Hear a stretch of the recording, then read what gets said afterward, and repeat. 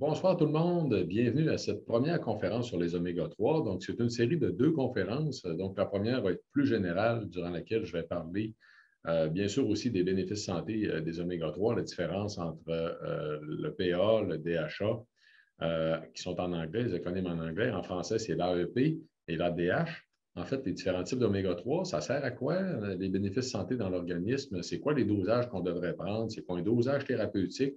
Je vais même vous parler des différences entre ce qu'on retrouve dans le marché, parce qu'au niveau des suppléments, il y a toujours beaucoup de variations entre les entreprises, les différents types de suppléments, les dosages qui sont utilisés. Et bien sûr, aussi ce soir, je vais vous révéler aussi un rabais sur les produits bases BASE, en fait, qu'on a commercialisés, qui sont des oméga-3. Vous allez avoir accès à 20 de rabais pour les commandes qui vont être passées sur le site Internet uniquement, bien sûr, les commandes en ligne, d'ici la fin du mois de juin, donc 20 de rabais. Et on va refaire, en fait, cette approche-là, en fait, de permettre des rabais aux gens qui vont assister aux conférences à l'automne, lors des conférences de l'automne.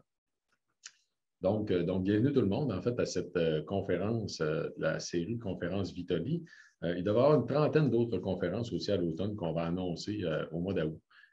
Donc, sans plus tarder, je vais vous partager mon écran pour me permettre d'utiliser ma présentation PowerPoint. Donnez-moi un instant.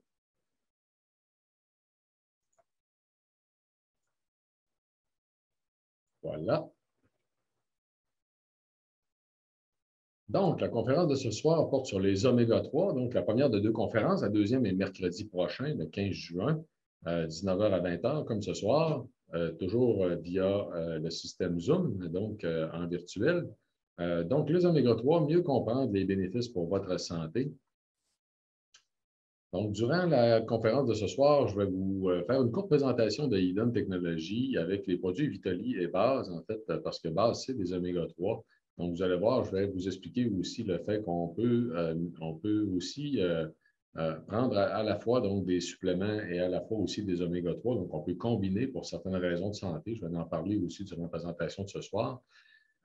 Concernant les oméga-3 particulièrement, donc, la majeure partie de la présentation, ou la plus grosse section, donc, vous avez les chiffres en parenthèse, hein, c'est le nombre de diapositives qui vont porter sur le sujet en question. Donc, vous en avez 17 sur la section des bénéfices santé en général. Je vais vous expliquer pourquoi les oméga-3 sont très, très importants en santé humaine.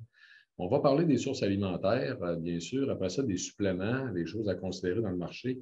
Et je vais vous présenter les nouveaux produits bases, en fait, à la fin, dans la dernière section, avec le rabais de 20 le code rabais qui va vous permettre aussi d'avoir un rabais de 20 sur les achats d'ici la fin du mois de juin. Donc, commençons par la présentation d'Eden Technologies, donc, qui est l'entreprise que j'ai créée en 2013 qui commercialise les produits Vitali et Base. Donc, j'ai fondé moi-même, en fait, Eden Technologies. Je suis un docteur en biologie, chercheur dans le domaine de la longévité cellulaire. Je suis l'auteur de 4 livres avec 11 autres professionnels de la santé. C'est possible qu'on en sorte un 5e cet automne, en passant. J'ai été président du comité consultatif du Conseil de recherche en sciences naturelles et en génie du Canada, le CRSNG, le Bureau du Québec, pendant plus de 10 ans. Je suis un membre nommé de la Commission de l'éthique en sciences et technologies du Conseil des ministres. Je suis le président de l'Association professionnelle pour la santé intégrative, qui regroupe plus de 15 professions, dont les médecins, des pharmaciens, mais aussi des naturopathes, des massothérapeutes, des ostéopathes, des acupuncteurs, donc autant en fait des gens d'approche conventionnelle que d'approche complémentaire. Et je suis à l'origine de la découverte de 21 nouveaux agents gyrosuppresseurs dus aux travaux de recherche en fait de pointe sur la longévité cellulaire qu'on fait principalement avec l'Université Concordia et avec Transbiotech à Québec. Donc, Eden Technologies est une entreprise de biotechnologie qui a 2 grands axes de développement. D'un côté, la recherche de pointe sur les agents gyrosuppresseurs, donc pour la longévité en santé, et de l'autre côté, la commercialisation de produits de santé naturelle très haut de gamme, donc de plus grande qualité. Pour la question des agents gyrosuppresseurs, j'ai une belle image qui a été publiée cette année, en fait, d'un article scientifique en février cette année, qui nous permet de mieux situer quel est l'impact en tant que tel des agents gyrosuppresseurs, juste pour mieux comprendre un peu sur quoi on travaille, de quoi je vous parle quand je vous parle du vieillissement. Ici, vous voyez les maladies associées au vieillissement, donc le Parkinson, les maladies cardiovasculaires, l'hypertension, les AVC, les maladies d'Alzheimer, les maladies des reins, les diabètes de type 2. Donc, ce sont des maladies qui vont apparaître durant le processus de vieillissement, malheureusement.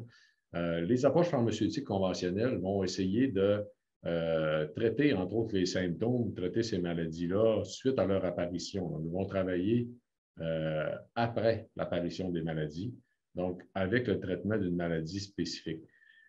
Tandis qu'on est capable de travailler en prévention, soit sur les maladies spécifiques avec ce qu'on appelle donc des agents géroprotecteurs, donc qui vont travailler avant l'apparition des maladies, mais pour une maladie en particulier ou pour une condition en particulier, ou encore avec des agents gérosuppresseurs qui, eux, vont agir sur l'ensemble du processus de vieillissement de façon à nous aider à garder nos capacités beaucoup plus longtemps. Donc, c'est facile de comprendre que plus on agit en amont, plus on agit tôt, en fait, dans le processus, plus on va avoir un impact sur la santé qui va être important. Donc, le fait de ralentir, en fait, le vieillissement va avoir un très, très gros impact en santé humaine et ça a été, entre autres, catégorisé, en fait, dans la prestigieuse revue Science par Matt Keberlin, en fait, de l'ultime médecine préventive. Donc, l'ultime médecine préventive, c'est de réduire l'incidence des maladies associées au vieillissement en ralentissant le processus. Donc, c'est ce que je fais en recherche, entre autres, avec l'Université Concordia. Ça nous a amené à publier, en fait, un grand nombre d'articles scientifiques dans une revue scientifique de très haut niveau, ce qui s'appelle OncoTarget, qui est une revue, en fait, de recherche fondamentale dans le domaine du vieillissement. Bien sûr, Idon Technologies aussi s'est donné comme mission d'aller beaucoup plus loin que juste vendre des produits et faire de la recherche, mais aussi d'amener beaucoup d'informations sous deux formes, soit le blog de Vitoli, dans lequel vous allez retrouver maintenant plus de 30 collaborateurs, des médecins, des pharmaciens, des nutritionnistes, des kinésiologues, des naturopathes, des docteurs en sciences nutritionnelles, des psychologues. Vous avez des gens de tous les horizons. On a même un cuisinier, en fait, qui vous fait des recettes. Donc, je vous invite à prendre connaissance des informations du blog de Vitoli. Il y a beaucoup, beaucoup de contenu. Et de l'autre côté, il y a les conférences durant lesquelles je vais inviter même des personnalités connues comme Isabelle Huot, qui a accepté encore de participer cet automne. Donc, Mme Huot va donner une conférence cet automne lors de la série de l'automne. Vous avez des pharmaciens, vous avez Dino Licas, qui est président de l'Association des naturopathes agréés. Donc, vous avez même Sylvain Audet, qui est un des administrateurs de l'Ordre des acupuncteurs. Donc, on va donner des conférences, un peu comme la conférence de ce soir, aussi sur des thématiques particulières ou des fois aussi sur certaines approches carrément en santé, comme par exemple en médecine fonctionnelle, pour faire connaître les autres approches qui peuvent aider en fait à maintenir la longévité en santé. Au niveau des produits Vitoli, c'est simple. On a voulu développer les produits les plus efficaces qui soient. C'est moi qui ai développé les produits avec 2 pharmaciens spécialisés en n'utilisant que des ingrédients standardisés, tous à la dose clinique. On est la seule entreprise à garantir que tous les ingrédients qu'on utilise sont standardisés, qui sont tous à la dose clinique. Et tous les produits contiennent des agents gérosuppresseurs. Tout ceci, en fait, dans le but de produire les produits les plus efficaces qui soient. Donc, les produits Vitoli sont des formules, des formulations qui vont adresser donc 12 problématiques de santé différentes. Que vous connaissez déjà. Je vais vous épargner ici les détails. Ce n'est pas l'objectif de ce soir. C'était juste pour faire un lien avec l'autre gamme de produits qu'on a commencé à commercialiser, qui est entre autres en partie le sujet de ce soir, les produits bases, qui sont des produits essentiels pour la santé humaine, mais qui ne sont pas des formulations. Donc là, c'est directement des ingrédients ou des nutriments extrêmement importants, comme entre autres des oméga-3 qu'on va parler ce soir. On a aussi la vitamine D qui est déjà commercialisée, donc en gouttes à 1000 unités par goutte. Et on a une formule probiotique unique qui s'en vient, a été autorisée par Santé Canada, donc elle est en production actuellement. On devrait la sortir au début de l'automne. Donc, tout ceci dans le but, en fait, la nouvelle ligne de produits base est dans le but, en fait, de nous permettre de supporter d'autres facettes de santé en optimisant, en fait, certaines applications, certaines facettes de santé, donc comme la santé cardiovasculaire, la santé cognitive, le système immunitaire, les processus inflammatoires ou encore l'efficacité du système digestif. Donc, c'est des produits qui vont nous permettre d'aller un petit peu plus loin sur ce qu'on faisait habituellement avec, avec les formules tout simplement de Vitoli. Donc, sans plus tarder, les bénéfices santé donc, des oméga-3. On va avoir 3 sections. Je vais faire un petit peu de chimie, en fait, pour vous aider à comprendre qu'est-ce que c'est qu'un oméga-3. C'est quoi un acide gras? En fait, un oméga-3, d'un point de vue chimique, c'est un acide gras. Les grands rôles biologiques pour la santé, on en a 2 en très grande partie. Il y en a beaucoup, mais bon, il y en a 2 principaux qui sont extrêmement importants. La question de la fluidité membranaire, le contrôle de l'inflammation. Je vais vous parler par la suite de l'importance de l'équilibre oméga-3, oméga-6 dans la vie quotidienne et je vais terminer avec la question de l'AEP et l'ADH, donc les 2 principales oméga-3 les plus importants en santé humaine. quels sont leurs rôles à chacun de ces oméga-3. Donc, un petit peu de chimie avant tout. En fait, vous avez ici en haut un gras saturé, donc il n'y a pas de double liaison. Vous voyez ce qu'on voit, en fait, là, le petit tracé noir, c'est une chaîne de carbone, tout simplement. Quand il y a une double liaison, ça va créer tout simplement un repliement, donc ça va créer, si vous voulez, donc une orientation, en fait, de la chaîne de carbone ne sera plus linéaire, elle va donc avoir une courbe. Et plus il y a de double liens, plus elle va avoir de courbes en tant que telle. Donc, vous avez des acides gras saturés, donc qui ne sont pas flexibles. Vous avez des monoinsaturés qui sont flexibles, mais à un seul endroit.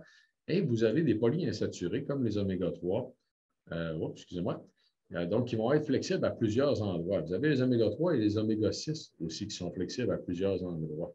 Donc, la différence maintenant entre un oméga-6 que vous allez trouver principalement au niveau des viandes ou des huiles végétales, c'est en fait la position dans la chaîne de carbone, c'est la position des derniers doubles liens. Donc, si vous le regardez dans l'autre tableau, ici, on le voit bien, c'est que vous avez ici l'oméga-3 qui nous vient de la source végétale. Puis là, retenez, ça, c'est un élément important. Je vais vous en parler à plusieurs reprises durant la conférence de ce soir. Les oméga-3 d'origine végétale sont très peu convertis en AEP et en ADH. Le ALA, l'acide alpha-linoléique, est converti de 5 à 10 en AEP et en ADH. Et c'est l'AEP et l'ADH, en fait, qui est utilisé dans l'organisme. L'ALA n'est pas utilisé en tant que tel comme oméga-3. Il faut le convertir. Étant donné que la conversion est très faible, bien, les sources végétales, malheureusement, d'oméga-3 ne sont pas nécessairement des bonnes sources d'oméga-3 parce qu'ils sont très faiblement convertis, à moins que la source végétale permette, entre autres, l'AEP ou l'ADH. Ceci dit, donc, la différence entre un oméga-3 et un oméga-6, c'est la position terminale des doubles liens. Donc, qui va faire qu'ici, on a un oméga-3, on a un oméga-6, tout simplement. Quand on parle d'un acide gras, c'est parce que vous avez un groupement acide, tout simplement, c'est de la chimie, là, versus la chaîne de carbone, ça, c'est un gras. Donc, avec un acide et un gras, on a un acide gras. Donc, c'est aussi simple que ça, si vous voulez. Maintenant, pourquoi qu'on parle de fluidité membranaire? C'est que les graisses saturées vont figer tout simplement, même à température de la pièce. Donc, ils vont être durs à température de la pièce pour une raison très simple en tant que telle, c'est que les chaînes de carbone des acides gras, donc vous voyez la portion acide, c'est la boule orange qui va toujours en fait faire face à l'eau parce que c'est soluble dans l'eau versus la portion gras, donc de la chaîne de carbone, elle est insoluble dans l'eau. Donc, les portions grasses des chaînes de carbone vont se rassembler ensemble, tout simplement. Et si elles permettent une grande homogénéité, en fait, le gras va être fixe ou va être dur à température de la pièce. Donc, ça va faire des membranes figées. Si vous voulez, en fait, les membranes cellulaires, c'est fluide en tant que tel. Il faut que dans la membrane cellulaire, les récepteurs membranaires, les canaux membranaires qui vont permettre, entre autres, le transport du calcium, qui vont permettre l'afflux nerveux. Donc, nos cellules sont dépendantes de protéines qui passent à travers la membrane puis qui vont se déplacer, en fait, à la surface de nos cellules. Si nos membranes sont figées, en tant que tel, tout ce qui est responsable, en fait, même de la survie de nos cellules, en fait, pour le transport même des glucides, pour le transport de l'énergie, des protéines, des acides aminés, va être fixe et nos cellules vont être beaucoup moins fonctionnelles. Donc, on a une membrane figée si c'est des gras saturés. Si on inclut des oméga-6 à l'intérieur, on va avoir une certaine fluidité qui n'est pas parfaite. Si on inclut des oméga-3, là, on va avoir une beaucoup plus grande fluidité membranaire. En fait, là, on va avoir des membranes qui vont permettre un meilleur fonctionnement de nos cellules.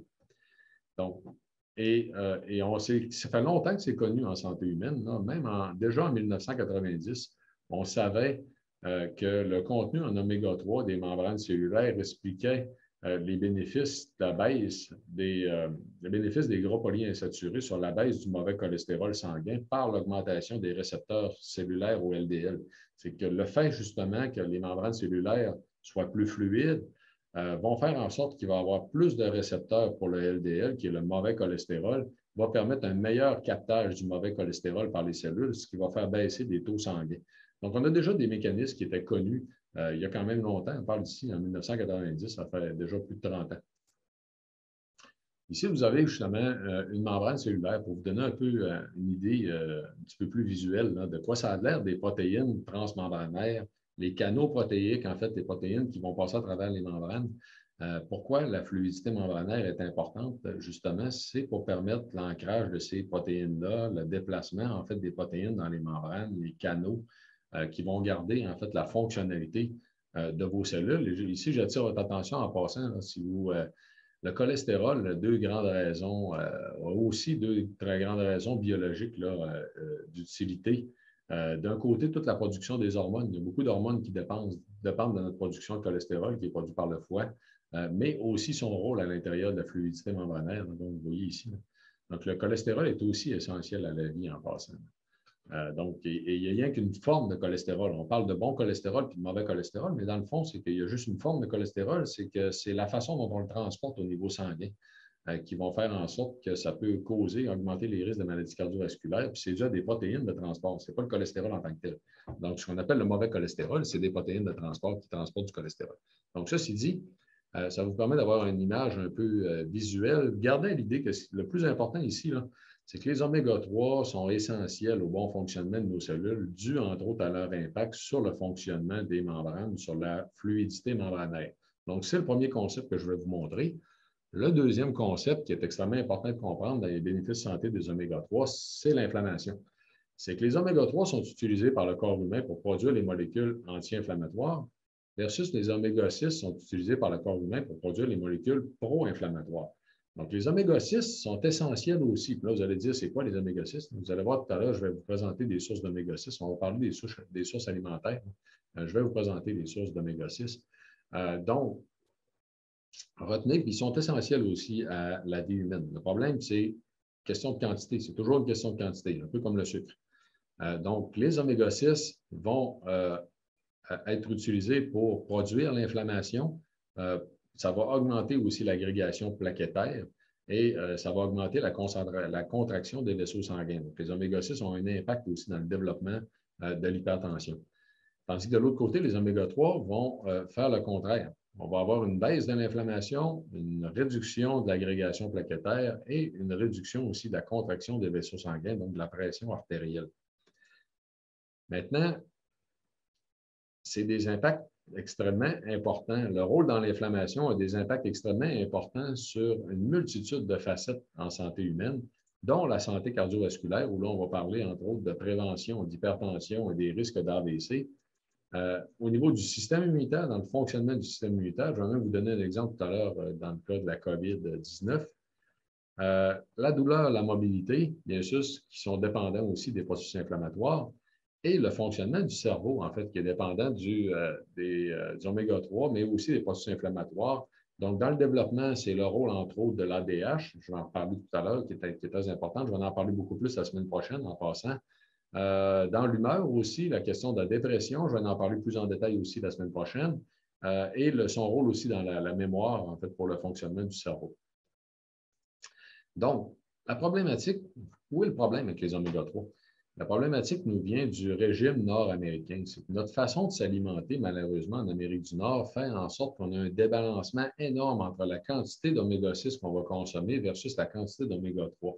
Il y a une étude récente qui a montré, en fait, qu'on a un débalancement de 20 à 50 pour 1. Il faudrait viser, en fait, des équilibres d'environ 4 pour 1. Je vais y revenir tout à l'heure, parce qu'il y a une façon d'améliorer l'équilibre. Donc, c'est bien sûr de manger moins d'oméga-6, mais de manger beaucoup plus d'oméga-3.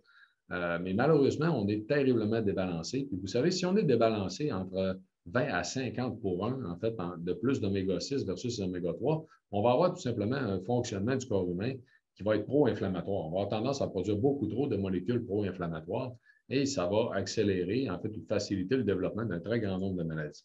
Donc, les oméga-6, on les trouve dans la viande, les huiles végétales, la friture, le fast-food, malheureusement. Et les oméga-3, on va les trouver dans le poisson, les noix, les avocats et l'huile de lin. Et là, ici, vous allez voir, là, tout à l'heure, je vais reprendre des données plus précises sur les sources alimentaires, mais c'est le poisson, les bonnes sources d'oméga-3. Les autres, c'est minime, en fait. Il y a très peu d'oméga-3 dans les noix, dans les avocats ou dans l'huile de lin, en fait, parce que c'est des sources végétales. C'est très peu converti en tant que tel, comme je vous l'ai dit tantôt, en AEP ou en ADH. Donc, les bonnes sources alimentaires d'oméga 3, c'est principalement le poisson. Donc, vous comprendrez que si notre régime est aussi débalancé, malheureusement, ça aura des gros impacts en santé sur les facettes que je viens de vous présenter. Maintenant, on entend souvent parler qu'il y a plusieurs études qui sont négatives sur les oméga 3. C'est vrai aussi. C'est juste qu'il faut faire attention parce qu'on a tendance à prendre comme référence ce que l'on fait dans le domaine pharmaceutique avec les médicaments. Et donc, c'est la raison pour laquelle je voulais vous souligner ici que ce n'est pas parce qu'on ne peut pas complètement prévenir une condition ou une maladie qu'il n'y a pas un effet positif significatif sur la santé. Les oméga 3 ont des effets extrêmement bénéfiques sur la santé. Ça ne veut pas dire que ça va vous empêcher de mourir. En fait, ici, ce que je veux souligner, c'est par exemple, si on les prend dans le cas de la maladie cardiovasculaire, c'est possible que les oméga 3 tout seuls ne soient pas suffisants pour sauver quelqu'un de maladie cardiovasculaire si la personne ne fait pas d'activité physique. La personne mange mal, même si elle prend des oméga 3, est très stressée et a un mauvais sommeil. Donc, si vous avez des mauvaises habitudes de vie puis vous prenez des oméga 3, ça ne va pas vous sauver. Sauf que les oméga 3 sont terriblement bons pour la santé pour toutes sortes de raisons. Quand on regarde une étude clinique, avant tout, il faut regarder pour quelle population ça a été défini, c'est quoi les dosages qui ont été utilisés. Vous allez voir, la majorité des études cliniques positives sur les oméga 3, c'est des gros dosages, qu'on appelle un dosage thérapeutique. Je vais vous le définir tout à l'heure. Quelles sont les applications spécifiques qui ont été testées, en fait, puis combien d'études ont été réalisées. Donc, vous allez voir, on va y revenir tout à l'heure. Avant tout, vous savez, mon domaine à moi, c'est la longévité humaine, c'est de garder les gens en santé plus longtemps.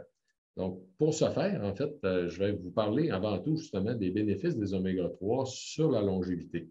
Et un des impacts intéressants, ou une façon, en fait, de souligner l'impact, c'est entre autres de regarder du côté des télomères. Je ne sais pas si vous connaissez un peu qu'est-ce que sont les télomères. Ça a été, malheureusement, en fait, on les a donnés au cours des dernières années beaucoup de vertus qu'ils n'ont pas en tant que telles, parce que les télomères sont un indicateur très fiable de la durée de vie utile des cellules. Autrement dit, ça nous dit, si on est en très bonne santé, nos télomères sont plus longs, ça veut dire que nos cellules peuvent durer plus longtemps. Si on est en mauvaise santé, les télomères vont être plus courts, nos cellules vont durer moins longtemps. Et là, il faut faire attention, en fait, là, ça ne veut pas dire qu'en les rallongeant, on peut vivre plus longtemps. Si on essaie de les rallonger artificiellement, on va augmenter, en fait, les risques de cancer. Ce qu'il faut faire pour avoir des télomères plus longs, c'est d'avoir tout simplement des cellules en meilleure santé. Et c'est ça, c'est là où on va avoir un impact des oméga 3. Donc, dans le fond, les télomères, c'est un indicateur de la santé, de la durée de vie utile de nos cellules, de la santé, en fait, de nos cellules. Donc, l'activité physique va les rallonger. Le stress va les raccourcir. La mauvaise alimentation va les raccourcir. Ils vont raccourcir en vieillissant. Les cellules vont mourir quand les télomères sont trop courts. Et chose intéressante, donc, la prise de suppléments d'oméga 3 va les rallonger. La prise de suppléments d'oméga 3 va rallonger les télomères en maintenant, en fait, en améliorant la santé en tant que telle, donc, des cellules. Donc, c'est une étude qui a été publiée tout récemment. Là, ici, on parle de janvier 2022, donc c'est janvier de cette année. Des suppléments pour des périodes de 6 à 12 mois, des périodes des gens qui sont en santé ou non. Donc, c'est très intéressant. Ça s'applique vraiment à la population en général. La consommation d'antioxydants et la réduction de l'inflammation réduisent le raccourcissement des télomères, vont réduire la vitesse à laquelle les télomères vont raccourcir en maintenant les cellules plus en santé. Ce serait probablement la raison pour laquelle les oméga 3 auraient un impact sur la longueur des télomères et donc aussi sur notre longévité en santé. Un autre peut-être élément intéressant à souligner au niveau de la longévité, c'est une étude qui nous vient de la Chine, qui est tout aussi, quand même assez récente aussi, 2017, ça fait 5 ans, où on a étudié en Chine une multitude de facteurs en lien avec la longévité, autant au niveau du climat, de l'environnement, l'altitude en tant que telle, que l'alimentation de la population. Et ce qui est intéressant que je vais vous souligner ce soir, entre autres, c'est qu'ils ont vu un lien dans l'alimentation, ils ont vu seulement 2 liens, en fait, significatifs avec la longévité. Donc, ils ont trouvé des corrélations entre l'altitude, l'humidité, mais au niveau de l'alimentation, c'est la consommation de sélénium qui venait de la présence dans le sol en tant que tel du minéral. Autrement dit, les gens qui vivent dans des secteurs où il y a plus de sélénium, il y en a plus dans leurs légumes, tout simplement, puis ils en mangent plus. Versus la consommation d'oméga 3 qui venait des poissons de la mer. Donc, de la même façon, tout simplement, les Chinois qui consomment plus d'oméga 3 vont vivre plus longtemps et c'est ceux qui vivent en bordure, justement, de la mer qui vont pêcher du poisson. Ces gens-là vont manger de 3 à 10 consommations de poissons par mois versus les gens qui vont manger juste une consommation ou moins pour les personnes plus éloignées du bord de la mer. Et c'est très bien présenté dans l'article. En fait, vous voyez ici, là, donc, la carte de Chine. Vous voyez les régions qui consommaient le plus de poissons, qui ont une plus grande consommation d'oméga 3, qui est corrélée aussi avec la longévité. C'est tous ceux qui sont au bord de la mer, tout simplement. Donc, ceci étant dit, pourquoi les oméga 3 ont un impact au niveau de la longévité? Il y a plusieurs raisons. Outre la question du fonctionnement des cellules que je vous ai mentionné tout à l'heure, on améliore le fonctionnement des cellules. L'impact dans l'inflammation aura un très, très gros impact aussi parce que l'inflammation est impliquée dans une multitude de maladies associées au vieillissement, dont l'Alzheimer, le Parkinson, les maladies cardiovasculaires, l'athérosclérose, donc le blocage des artères. Donc, la dégénérescence maculaire, la sclérose multiple, le cancer, le diabète de type 2, l'ostéoporose, la résistance à l'insuline, etc. Donc, c'est de l'impact sur l'inflammation, en fait, sur une meilleure gestion de l'inflammation, probablement en très grande partie que les oméga 3 vont améliorer donc la longévité en santé. Mais il y a aussi un autre élément intéressant à mentionner sur le vieillissement, c'est qu'il y a une autre étude récente, là, ici on parle de 2021, donc c'est l'année dernière, qui a montré que la consommation d'oméga 3 réduit certains impacts associés au vieillissement. Donc, comme les géroprotecteurs que je vous ai mentionnés au début, les oméga 3 pourraient être vus comme un produit géroprotecteur, mais aussi ils vont avoir un impact sur les processus du vieillissement même en modifiant l'expression de certains gènes. Donc, c'est extrêmement important. Ils vont avoir des impacts génétiques dans l'expression de nos gènes. Il a été démontré aussi que la composition du microbiote, donc les bonnes bactéries de notre intestin, vont influencer l'effet bénéfique des oméga 3. Donc, il y a eu plusieurs publications. Là, ce soir, je n'irai pas dans le détail là-dessus, sur les liens bénéfiques entre les bactéries de l'intestin et les oméga 3, mais c'est entre autres aussi des impacts sur l'inflammation, sur l'ensemble des processus inflammatoires. Mais ici, c'est la première fois, à ma connaissance, qu'on voyait un impact au niveau de l'expression de différents gènes, donc d'un point de vue de notre expression génétique. Donc, les oméga 3 ont carrément un impact sur la façon à laquelle on va vieillir parce qu'ils vont influencer notre génétique. Dans la question du système immunitaire en tant que tel, l'impact dans la COVID-19 est très simple, très facile à comprendre. C'est que la COVID-19 est une maladie inflammatoire essentiellement. Malheureusement, c'est une maladie inflammatoire à la fois des vaisseaux sanguins, mais des tissus aussi, donc qui peuvent laisser des séquelles importantes. Ici, il y a une étude qui a souligné le fait, en fait, que les gens qui avaient des niveaux plus élevés d'oméga 3 étaient beaucoup moins à risque de décès versus les gens qui avaient les niveaux les plus faibles d'oméga 3 avaient 4 fois plus de chances de décès que les gens qui avaient un meilleur index d'oméga 3. Donc, les oméga 3 ont un gros impact sur les processus inflammatoires et ça a été soulevé aussi même dans les risques de développer donc la COVID sévère et les risques de décès reliés à la COVID-19. Maintenant, dans les oméga 3, comme j'ai mentionné au début, vous avez 2 oméga 3 essentiels qu'on ne peut pas synthétiser, qu'on doit absolument prendre via une alimentation, c'est l'AEP et l'ADH.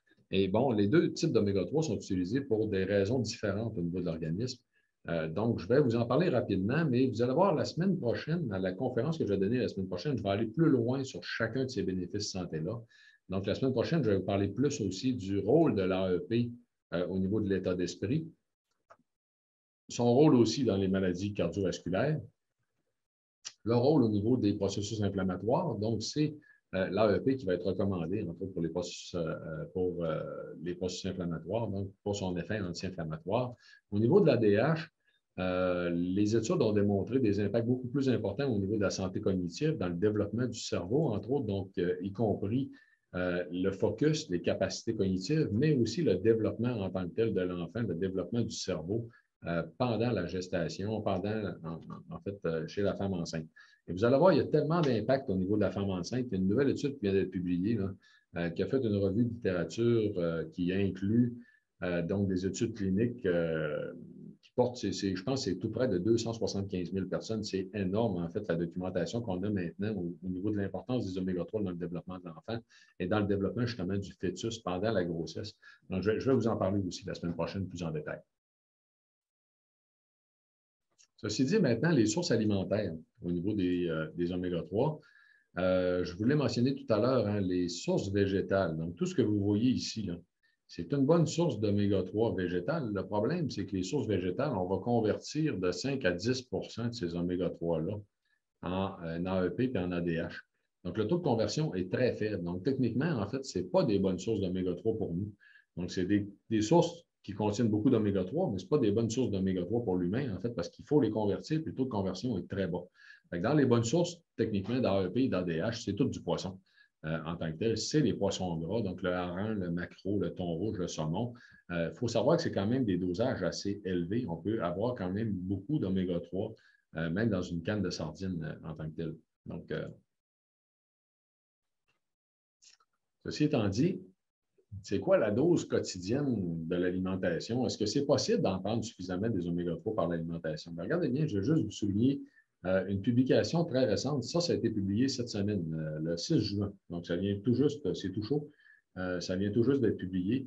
Le Journal of the American Heart Association, donc c'est une revue scientifique très prestigieuse qui a fait une revue très importante de littérature sur le lien entre les oméga 3 et l'hypertension.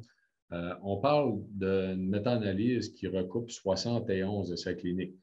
Donc, regardez bien, là, ici, je vous en prendre peut-être 30 secondes pour vous souligner une chose. Quand vous entendez des gens dire qu'il n'y a pas de démonstration scientifique derrière les suppléments, les produits de santé naturelle, c'est tout simplement parce qu'ils ne connaissent pas ça. Parce que regardez ici, les oméga 3, c'est souligné par l'American Heart Association, 71 essais cliniques juste pour l'hypertension. Là, on ne parle pas des autres aspects, on ne parle pas de la dépression, on ne parle pas des maladies cardiovasculaires, on parle juste d'hypertension en tant que telle. Donc, près de 5000 personnes. Donc, c'est beaucoup de données cliniques. Les bénéfices sont significatifs à partir de 2000 mg par jour à aller jusqu'à 3000. Donc, ça, c'est significatif. Autrement dit, ça prend quand même un gros dosage d'oméga 3 pour réussir à avoir un impact significatif sur l'hypertension. Le bénéfice est encore supérieur à plus de 3000 mg par jour. Et les bénéfices ne sont pas plus élevés si on serait à des niveaux très élevés d'oméga 3, comme à 5000 mg par jour. Pour le retenir une chose, on parle réellement du milligramme d'oméga 3 et non pas du milligramme d'huile en tant que tel. Tout à l'heure, je vais vous parler des dosages des suppléments qu'on retrouve dans le marché. C'est très rare que vous allez trouver des suppléments qui vont vous permettre d'atteindre des dosages thérapeutiques comme ceux-là.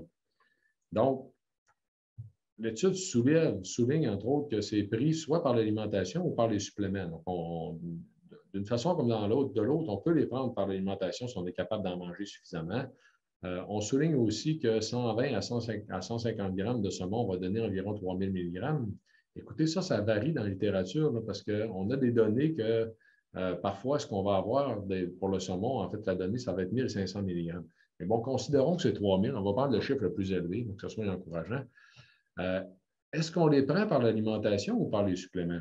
Regardez bien, en fait, je vais vous faire un petit calcul, juste vous faire réaliser que si le bénéfice que vous cherchez à avoir avec les oméga 3, par exemple, c'est l'hypertension, bien, regardez bien. Dans l'alimentation, disons que vous allez considérer donc la consommation de poissons gras, comme vous aimez le saumon, comme moi, vous allez en manger 2 ou 3 fois par semaine.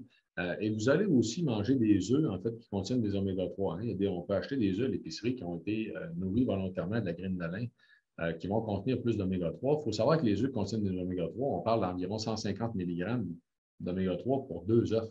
C'est extrêmement faible. C'est vraiment pas beaucoup là. Par rapport à une dose. On cherche d'avoir une dose quotidienne là, qui pourrait être, donc pour l'équilibre de base de l'organisme, moi, je vous recommanderais personnellement de 1500 à 2000 mg par jour minimum d'oméga 3 pour des dosages thérapeutiques, comme quelqu'un qui veut baisser l'inflammation, qui veut réduire la pression artérielle, qui veut avoir un impact sur son état d'esprit, sur sa capacité de concentration, ou encore même une femme enceinte. On parle de plus de 3000 mg par jour des doses thérapeutiques qu'on devrait rechercher, qu'on devrait essayer d'atteindre. Donc, si on prend, par exemple, là, une alimentation sur une base d'une semaine, où là, vous avez le déjeuner, dîner, souper, donc j'ai figuré aussi qu'on pourrait donc prendre un supplément en gélule. Ici, le supplément en gélule avec lequel j'ai fait les calculs, c'est les produits bases en gélule. Vous allez avoir le produit standard qui va donner 613 mg par gélule versus les produits concentrés qui vont donner environ 864 mg d'oméga 3 par gélule. Donc, on cherche à atteindre un 3000 mg par jour. Disons, si une journée, vous mangez des œufs qui contiennent des oméga 3, ça n'en contient pas assez pour vous permettre de prendre moins de gélules, tout simplement, parce que vous pourriez utiliser le nombre de gélules pour compenser votre alimentation. Donc, le lundi, vous prenez des œufs oméga 3, ce n'est pas suffisant, en fait, pour faire une différence sur la quantité de gélules que vous auriez à prendre. Vous auriez quand même 4 gélules à prendre pour atteindre des niveaux thérapeutiques, de dosage thérapeutique. Le mardi, si vous mangez 75 grammes de saumon, comme par exemple du saumon fumé, en fait, sur des bagels ou en fait du saumon fumé au déjeuner, il y en a qui vont faire ça. Là. Ben là, vous pourriez réduire le nombre de gélules que vous allez prendre pour prendre environ 2 gélules par jour. Le mercredi, vous ne mangez pas de poisson, vous prenez 4 gélules. Le jeudi, vous prenez du poisson au dîner, 120 grammes de saumon, vous n'avez pas besoin de prendre vos oméga-3, vous en avez suffisamment. Le vendredi, vous ne mangez pas de poisson, vous prenez 4 gélules. Le samedi, vous mangez des œufs, vous mangez des sardines, vous n'avez pas besoin de prendre de gélules. Et le dimanche, vous allez prendre des gélules, vous n'allez pas manger de poisson. Ceci dit, on a ici typiquement quelqu'un, donc, qui va consommer des oméga-3 dans son alimentation. Puis là, je n'ai pas mis les sources végétales. Je vous l'ai dit, les sources végétales, l'apport, malheureusement, est minime dû au faible taux de conversion. Fait que, ici, on a quelqu'un qui mange du poisson 3 fois par semaine avec des œufs qui contiennent des oméga-3. On est environ à 1100 mg par jour d'oméga-3. Ce n'est pas suffisant. Donc, vous comprenez que même si que les gens qui ont tendance à manger du poisson assez souvent, probablement qu'ils ne prendront quand même pas assez d'oméga-3, même pour l'équilibre de base en tant que tel, et surtout pas pour des applications thérapeutiques comme la réduction de l'inflammation ou encore la réduction de la pression artérielle. Donc, d'où l'importance justement de compléter par des suppléments qui sont plus concentrés. Et là, faites attention, quand on parle de ratio oméga-6, oméga-3, il y a deux façons en tant que tel d'améliorer le ratio. Hein. C'est de manger moins d'oméga-6, manger plus d'oméga-3. Donc, on devrait chercher un équilibre aux environs de 4 pour 1 entre les oméga-6 et les oméga-3 versus l'alimentation nord-américaine que je vous ai dit tout à l'heure qu'on est entre 20 et 50 pour 1. Donc, quand on regarde, entre autres, les huiles, je voulais attirer votre attention sur quelque chose parce que ce que vous voyez là, en fait, est une grosse erreur. C'est que c'est disponible sur Internet, Top Passion et Nutrition. Donc, vous voyez des huiles qui sont très riches en oméga-6, contiennent très peu d'oméga-3. Donc, le ratio est complètement déséquilibré. Là. Même si vous regardez les huiles qui sont présentées comme étant des huiles avec des meilleurs ratios d'oméga-3, c'est que c'est des oméga-3 végétales. C'est qu'il y a 5 à 10 des oméga-3 en question qui vont être convertis en AEP et en ADH. Ça ne donnera pas un ratio final dans l'organisme de 2,7 ou un ratio de 0,3 ou même de 3. Là. Les huiles végétales sont des mauvaises sources tout simplement d'oméga-3. Il faut essayer de réduire même la consommation. Donc, ceci étant dit, si vous voulez une idée, là, regardez l'huile de soya, en fait, par 100 grammes d'huile de soya, regardez la quantité d'oméga-6, c'est vraiment gigantesque. Là. Vous avez les deux types ici, linoléique, arachidonique, l'huile de tournesol. Donc, c'est très riche en oméga-6. Donc, il faut essayer de réduire la consommation d'huile végétale, tout simplement. Les autres sources d'oméga-6, regardez, une soupe au poulet. C'est le gras qui nous vient, tout simplement, de la peau ou du poulet. Le poulet rôti, des salamis, des saucisses, de la dinde. Donc, le porc, le bœuf en tant que tel sont moins pires. Donc, vous comprenez? Donc, c'est versus les charcuteries. Ça, c'est toujours une question de quantité. Là. Ici, c'est par 100 grammes. Donc, il faut réduire la quantité d'oméga-6 qui est consommée. Dans le cas des huiles, en passant, si la question vous intéresse, c'est clair, très, très clair dans mon livre à moi que la meilleure des huiles pour la santé, c'est l'huile d'olive, et non pas pour son contenu en oméga-3, pour son contenu en polyphénol. Et quand vous regardez, en fait, le contenu en huile, le contenu des différents gras des huiles d'olive, vous avez des acides gras saturés qui, en passant, ne sont pas nécessairement mauvais pour la santé. Je n'embarquerai pas dans ça, c'est trop compliqué pour ce soir, mais vous avez des oméga-9, des oméga-7, des oméga-6 et des oméga-3. Ce n'est pas la composition, en fait, en oméga-3 de l'huile d'olive qui amène ses bénéfices, c'est les polyphénols qui sont contenus dans l'huile qui amènent la grande majorité des bénéfices santé. Et il y a aussi un impact, bien sûr, des acides gras monoinsaturés, en fait, que vous voyez ici, les oméga-9 et les oméga-7. Ceci étant dit, donc maintenant, les suppléments. Donc, je vous ai mentionné tout à l'heure que la question du dosage dans les suppléments, il y a une grande variation dans le marché. Vous allez trouver habituellement des suppléments avec les ratios. Ce que vous allez trouver qui est indiqué, c'est toujours le ratio EPA-DHA ou AEP-ADH. Non, EPA-DHA, c'est en anglais. AEP-ADH. Donc, de base, vous allez avoir des produits dans le marché qui sont à 180 et 120. Et vous allez avoir des produits aussi qu'on appelle concentrés, si vous voulez, qui sont à 300, 200 en EPA-DHA. Les compagnies vont vous recommander de prendre 1 à 3 capsules par jour. Donc, si vous prenez une capsule, ça vous donne 300 mg d'oméga-3, ce qui est à peu près vraiment très faible. Versus si vous en prenez 3, des capsules du concentré, vous allez être à 6500 mg d'oméga-3, ce qui est encore pas beaucoup. C'est mieux, mais c'est encore pas beaucoup. Ce n'est pas un dosage thérapeutique. Donc, il y a certaines formules du marché qui sont beaucoup plus concentrées, comme les produits qu'on a commercialisés, en fait, avec la marque base. Ce qui est intéressant en passant de souligner aussi de l'offre du marché, c'est des questions d'approvisionnement. Quand vous voyez sur des produits dans le marché qu'il y a plusieurs types de poissons sur l'étiquette, bien ça, c'est parce que malheureusement, l'approvisionnement va venir de différents fournisseurs de mélange d'huile. Vous avez beaucoup plus de risques, de chances, en fait, que ces huiles-là soient soit oxydées, en fait, ou soit de mauvaise qualité ou contiennent des contaminants. Donc, parce que le contrôle est beaucoup plus difficile, étant donné que là, on va mélanger différentes sortes d'huile. Il y a beaucoup de chances aussi quand vous voyez plusieurs sortes de poissons, puis surtout des très gros poissons comme du saumon, que ce soit des huiles qui soient produites à partir de restes de la production de saumon en tant que tel. Il y a des produits qui sont déconcentrés sous forme d'éthylester, qui sont un peu différents, qui coûtent habituellement très cher. Et il y a des technologies dans le marché qui vont utiliser des solvants, donc qui pourraient amener des résidus, versus des technologies qui vont utiliser l'extraction au CO2, donc qui est un gaz qui va être utilisé en CO2 supercritique, donc qui est liquéfié par la pression, qui ne laissera pas de résidus en tant que tel de solvant. Donc, c'est une facette qui est très, très à favoriser au niveau donc des huiles oméga 3. Et vous allez voir tout à l'heure, c'est ce que l'on fait en fait avec les huiles des produits bases. Maintenant, la question des dosages. Je vous ai parlé à plusieurs reprises du dosage thérapeutique. Donc, c'est un dosage utilisé pour optimiser un apport en oméga 3 dans le but de rétablir ou d'aider à une condition de santé. Martin Junot, en fait, à l'Observatoire de la prévention, le directeur de l'Institut de cardiologie de Montréal, considère qu'un dosage thérapeutique des oméga 3, c'est plus de 1800 mg d'oméga 3 par jour. Donc, vous voyez, c'est déjà un dosage qui est plus élevé que les produits qu'on va retrouver souvent en magasin ou en pharmacie qui vont être indiqués concentrés. Malheureusement. Et souvent, les études cliniques, comme pour l'hypertension que je vous ai présenté tout à l'heure, mais vous allez voir, c'est vrai aussi pour les femmes enceintes, c'est vrai pour la dépression, c'est vrai pour les maladies cardiovasculaires, ça va être des dosages entre 2000 et 4000 mg par jour, puis même beaucoup plus souvent, entre 3000 et 4000 mg par jour, pour lesquels on va démontrer des bénéfices cliniques importants. Donc, la semaine prochaine, je vais vous en parler justement plus en détail des applications en question sur l'état d'esprit cardiovasculaire, les articulations, l'inflammation, la santé cognitive, le développement en tant que tel et le focus, les capacités mentales avec les dosages thérapeutiques. Et je vais vous présenter en fait des études cliniques. Maintenant, pour la question aussi des suppléments, des produits de santé naturelle, sachez que ça fait beaucoup de sens donc de combiner. Vous voyez, je vous ai parlé tout à l'heure des impacts des oméga 3 sur l'inflammation. Ça fait beaucoup de sens de combiner les produits de santé naturelle pour avoir une approche beaucoup plus globale sur une facette de santé donnée. C'est l'objectif qu'on s'était donné justement avec les produits de base. C'était de permettre d'agir sur les bases physiologiques de la problématique pour aussi vous permettre d'offrir en parallèle des actions ciblées, comme ici dans les douleurs chroniques ou l'inflammation.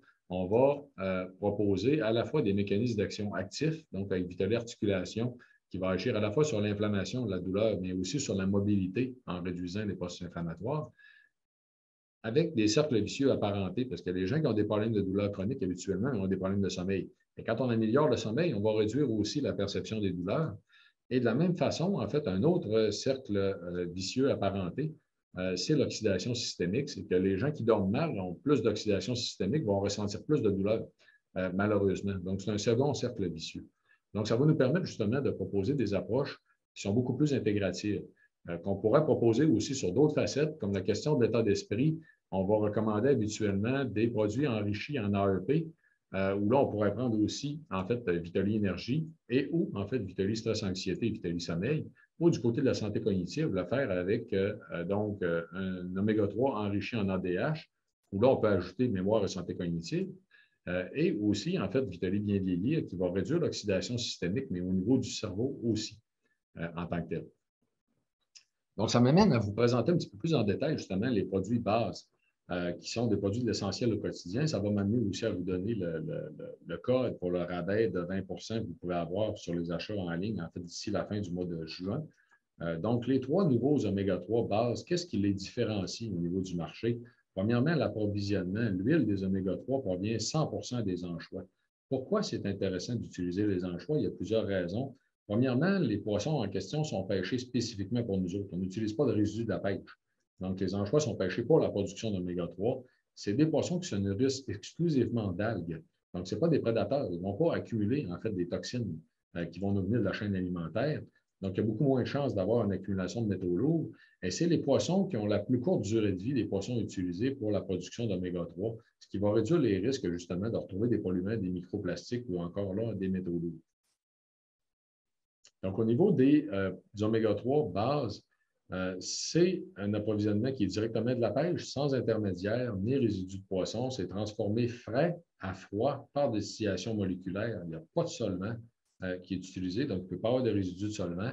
Et on assure aussi les deux meilleures certifications, les plus rigoureuses de l'industrie. Vous avez une certification de composition et une certification environnementale.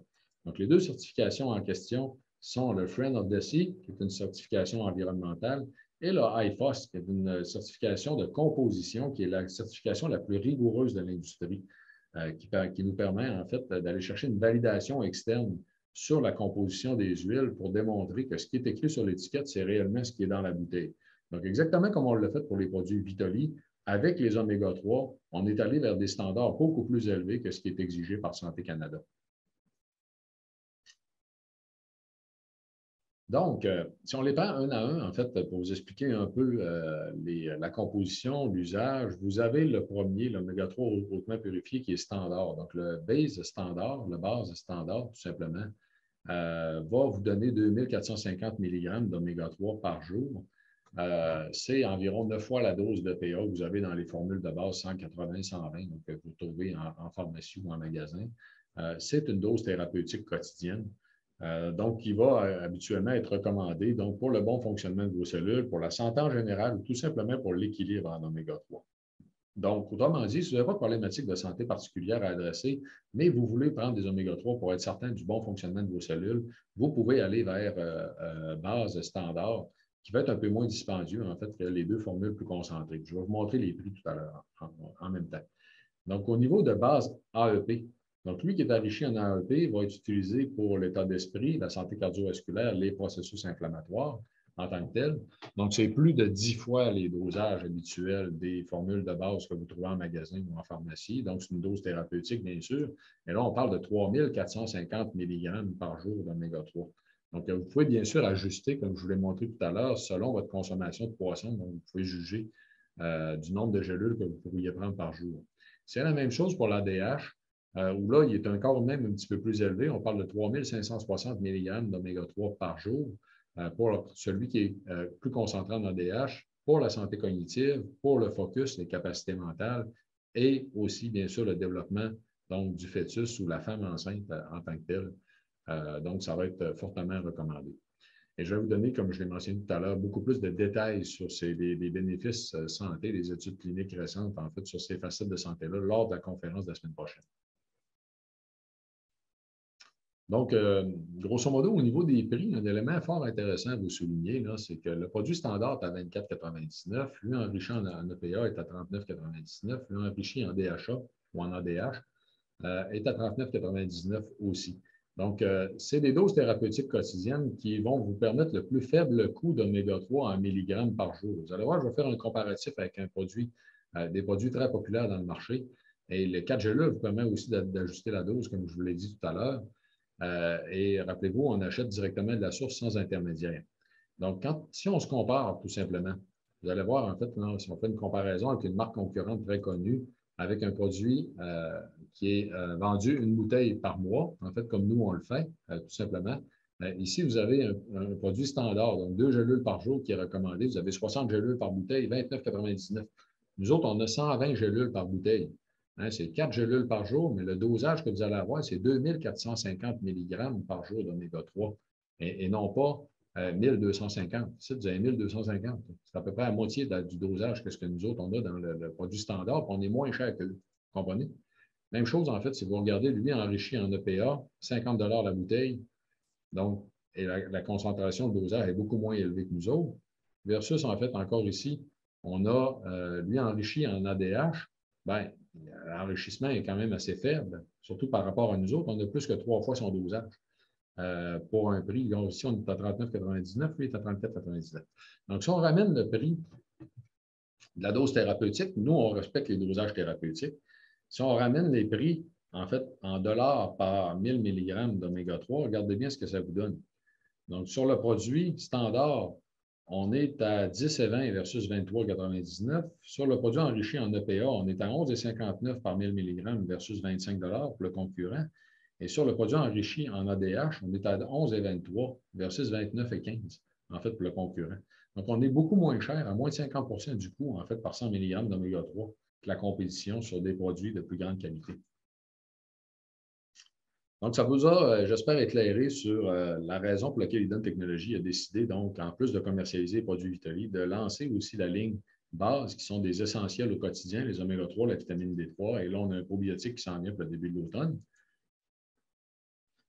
Je veux vous souligner, avant de terminer, bien sûr, que les produits Vitali sont disponibles dans plus de 2000 points de vente actuellement. Les produits bases sont rendus dans plus de 300 points de vente. On continue à augmenter le nombre de points de vente à toutes les semaines. Donc, le plus facile, c'est de les retrouver dans vos pharmacies. Les gros Uniprix ont les produits bases en tablette. Dans les autres pharmacies, on a d'autres pharmacies autour des magasins d'aliments naturels aussi qui ont commencé à les rentrer. Vous pouvez soit mentionner à votre pharmacie, votre magasin d'aliments naturels, de l'acheter de nous tout simplement ou de l'acheter du distributeur McKesson. Et on a d'autres bannières de pharmacie qui devraient les rentrer, en fait, cet automne, là, qui vont suivre. Mais actuellement, vous avez les Uniprix, en fait, dans les grands Uniprix. Puis je remercie personnellement, en fait, la bannière de s'être dépêchée de rentrer justement les produits bases, donc des produits québécois, pour les offrir, en fait, des produits de plus grande qualité à leur clientèle. Donc, ici, le code rabais de 20 donc, qui va vous permettre d'avoir un rabais de 20 sur les produits bases jusqu'à la fin du mois de juin. Il n'y a pas de limite d'achat en tant que tel, donc vous pouvez acheter la quantité que vous voulez. Donc, c'est 20 de rabais. C'est Oméga 20-22. Remarquez que le tiret est entre le 20 et le 22. C'est pour 20 de rabais en 2022. Donc, c'est Oméga 20-22 que vous pouvez utiliser le code rabais dans la section des codes rabais, en fait, du site Internet de Vitali quand vous faites un achat en ligne. C'est valide jusqu'au 30 juin. Un dernier point avant de me permettre de répondre à vos questions. La conférence de ce soir va être ajoutée à la chaîne YouTube de Vitali. Et là, c'est juste pour vous mentionner que quand vous sélectionnez une conférence sur la chaîne YouTube de Vitali, vous avez le bouton s'abonner qui normalement ne devrait pas se déplacer. Okay, sur YouTube, si vous voyez le bouton se déplacer sur YouTube, j'ai peut-être des solutions pour vous. On a stress, anxiété là, ou encore peut-être Vitali Énergie. Mais normalement, le bouton ne devrait pas se déplacer. Donc, si vous cliquez sur une conférence de votre choix sur YouTube, il va vous proposer de vous abonner. Ce que ça permet de vous abonner sur la chaîne YouTube, c'est gratuit. Ça vous permet de recevoir des notifications quand on ajoute des nouvelles conférences qui sont disponibles en ligne tout simplement gratuitement. Donc, ça va vous notifier sur YouTube qu'il y a du nouveau contenu tout simplement qui est disponible. Donc, je vous invite à vous abonner, à regarder le contenu de la chaîne YouTube. Vous allez voir des conférences variées, comme par exemple la conférence sur prévenir et renverser la maladie cardiovasculaire avec Dr. Anne-Isabelle Dionne, qui a été donnée en mars. Vous avez la conférence sur la diète cétogène et le cancer qui a été donnée par Véronique Bourbeau au mois d'avril. Vous avez aussi, comme par exemple, donc un autre exemple que j'ai pris, celle du mois de novembre, en fait, les produits Vitali, recommandations et témoignages que j'ai donné au mois de novembre, l'automne dernier. Donc, vous avez plus de 150 conférences, je crois. Contenu vidéo, en fait, ce n'est pas toutes des conférences. Il y en a que c'est des chroniques aussi à la radio. Vous avez aussi des entrevues à la télévision. Vous avez beaucoup de choses. Donc, je vous invite à en prendre connaissance. Et ici, donc, un dernier point, je vais juste laisser afficher un petit peu pour question d'enregistrement, permettre aux gens qui voudraient arrêter l'enregistrement puis prendre en note certaines références. Donc, les références scientifiques de la conférence de ce soir.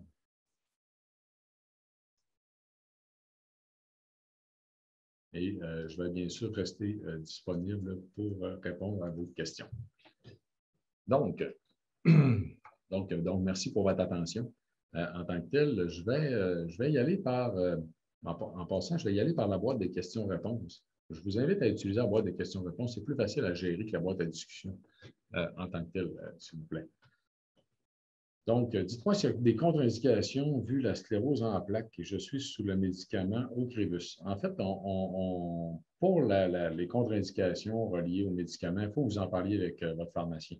Et là, ce qu'on va faire au cours des prochaines semaines, on n'a pas eu le temps, ce n'est pas fait encore, mais sur le site Internet de Vitoli, vous avez sur les produits Vitoli, en fait, hein, vous avez un tableau de composition avec un bouton en dessous du tableau de composition qui vous donne accès à une fiche des contre-indications et interactions potentielles. Ce n'est pas pour vous permettre de juger vous-même des risques d'interaction ou de contre-indication, mais c'est pour rendre la fiche disponible, que vous puissiez la donner à votre pharmacien ou à votre médecin. Donc, on va le faire aussi prochainement sur les oméga-3, mais il faut que vous en parliez de toute façon à votre pharmacien. Donc, malheureusement, je ne peux pas vous répondre là-dessus ce soir. Il faut savoir que normalement, il y a très peu de contre-indications au niveau des oméga-3. Souvent, les contre-indications qu'on a au niveau des médicaments, c'est des médicaments pour éclaircir le sang. Donc, ce qu'on va appeler habituellement des anticoagulants, parce que là, la prise de forte dose d'oméga-3 pourrait réduire, en fait, la coagulation sanguine, là, donc pourrait faire en sorte que vous ayez moins besoin de l'anticoagulant ou rentrer en conflit, en fait, avec le traitement. Donc, vous devez toujours en parler de toute façon avec votre pharmacien. Je suis content de parler des oméga-3. J'ai de la difficulté à démêler le PA, DHA. Vous avez vu, en fait, j'en ai parlé un petit peu tout à l'heure, ils ont des rôles différents pour la santé. Quel est le dosage à prendre tous les jours entre le DHA et le PA? Mais comme j'ai mentionné, c'est que si vous n'avez pas de problème de santé, vous pouvez y aller avec une formule standard qui est l'équilibre qu'on retrouve tout simplement à l'intérieur des poissons. Et on sait que dans le corps humain, en fait, on va convertir entre l'EPA et le DHA selon nos besoins. Fait que oui, il y a des aspects de santé qui, pour des raisons qui nous échappent encore un peu aujourd'hui, il y a des raisons qu'on connaît, il y en a qu'on connaît moins.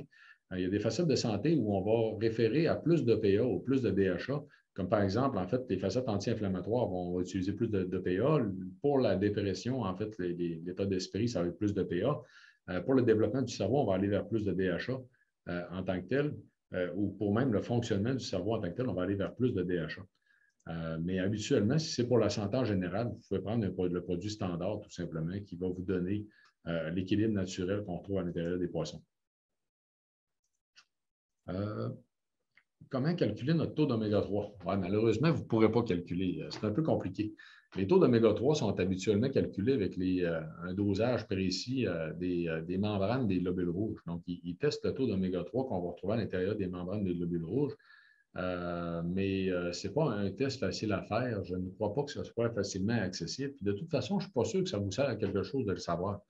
Parce que, à moins de manger du poisson 5 fois par semaine, probablement que vous n'avez pas assez d'oméga-3. Donc, ça prendrait, il faut en manger beaucoup. De base, c'est sûr que quand on regarde l'Organisation mondiale de la santé, là, les recommandations actuelles, c'est à peu près 1000 mg d'oméga-3 par jour. Donc, quelqu'un qui mangerait du poisson 3 fois par semaine, selon l'Organisation mondiale de la santé, serait correct. Moi, je vous dirais que je crois personnellement que c'est un peu faible, dû au fait que tous les bénéfices santé des oméga-3 sont tous démontrés avec des dosages beaucoup plus élevés que ça, qui sont pratiquement le double. Donc, tant qu'à moi, c'est un peu faible. Pour les végétariens qui complètent avec un supplément de 1000 mg par jour, avec quel aliment peut-on combler la différence? Malheureusement, c'est difficile. C'est très difficile pour les végétariens. Il y a des produits d'oméga-3 pour les végétariens qui sont plus concentrés, qui ont une meilleure... c'est possible qu'on en sorte un, nous autres mêmes, en fait, aussi au cours de la prochaine année. On ne l'a pas actuellement, là, mais c'est possible qu'on en fasse un, en fait, qui va être une source végétale, mais enrichie en AEP et en ADH. Mais on ne l'a pas actuellement. Je ne peux pas vous dire au niveau de l'alimentation des bonnes sources végétales. Il y a la graine de lin, mais comme je vous ai dit tout à l'heure, il faut en manger beaucoup parce que le taux de conversion est très faible. Donc, c'est toujours le même problème avec les sources végétales, malheureusement. Si sévèrement allergique à tous les poissons, est-ce que les suppléments sont faits de poissons? Oui, les suppléments sont faits de poissons. On ne peut pas en manger si vous êtes allergique aux poissons, ça c'est sûr et certain. Maintenant, il y a des suppléments pour végétariens que vous pouvez tester, en fait, pour voir si vous êtes capable de les prendre. Parce qu'il y a des suppléments pour végétariens qui ne contiennent pas de poisson. Puis habituellement, ce qui est conseillé de faire, c'est de vous en mettre sur la peau, en fait, faire par esprit pour vous graffiner un petit peu pour voir si ça va réagir avant d'en prendre. Même si la compagnie vous dit que le supplément ne contient pas de poisson, faites le test quand même pour être certain qu'il n'a pas été produit aussi dans des installations qui transforment du poisson et qui pourraient être contaminé en fait par des allergènes. Si on prend de la cortisone pour une maladie inflammatoire, peut-on prendre un supplément d'oméga 3 à dose thérapeutique? Il faut en parler au pharmacien. Tout ce qui est médicament, il faut en parler au pharmacien, en fait. Ça va toujours être la même réponse. Donc, mais normalement, je ne verrais pas de raison en tant que telle. Ce n'est pas les mêmes genres de mécanismes, en fait, entre la cortisone et les oméga 3. Fait que normalement, les contre-indications avec les oméga 3, ça devrait surtout être, comme je l'ai dit tout à l'heure, les anticoagulants. Peut-on prendre trop d'oméga 3 par jour? Je ne crois pas, non.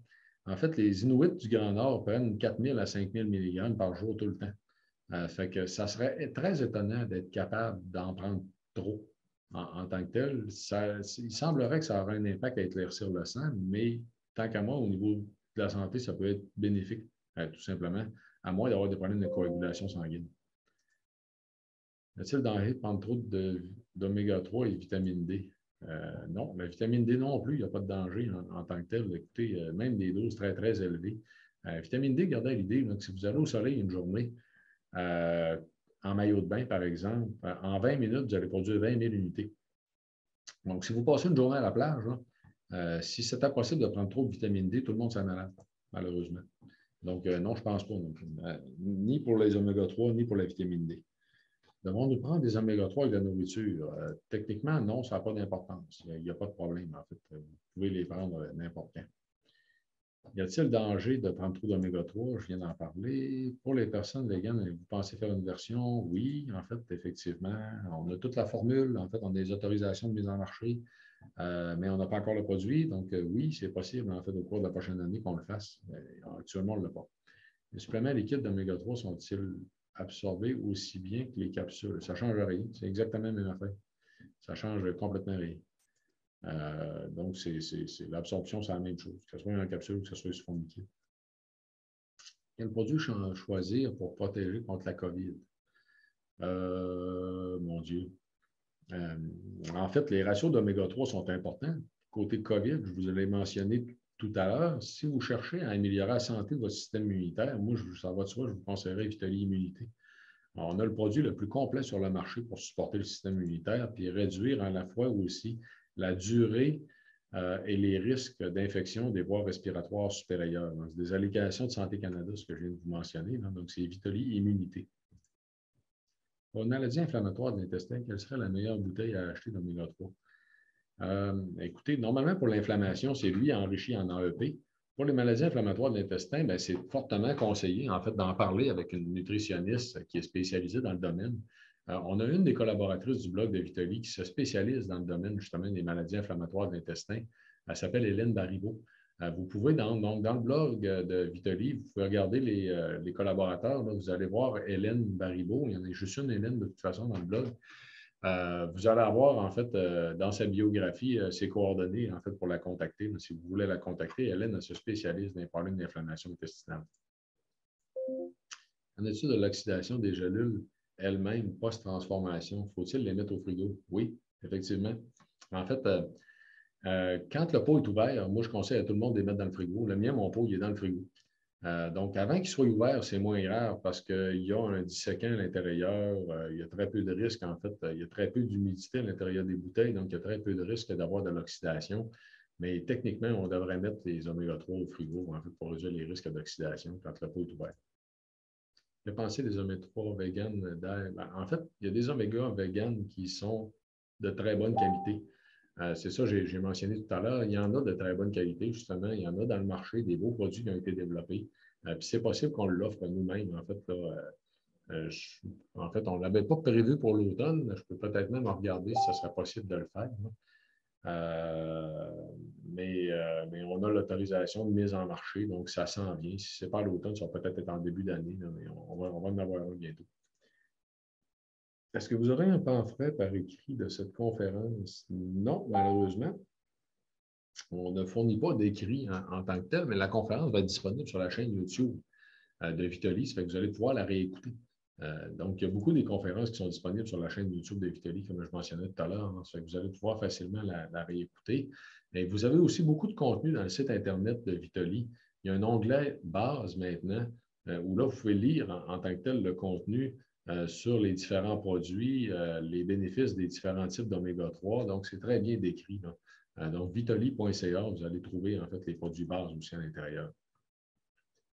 Qu'en est-il pour les enfants? C'est vrai que je n'ai pas mentionné en fait les dosages pour les enfants, mais c'est la même chose. Hein, c'est que c'est très important dans le développement de l'enfant. La semaine prochaine, je vais parler un petit peu de la question du développement de l'enfant, beaucoup plus du côté de la femme enceinte, du développement du fœtus.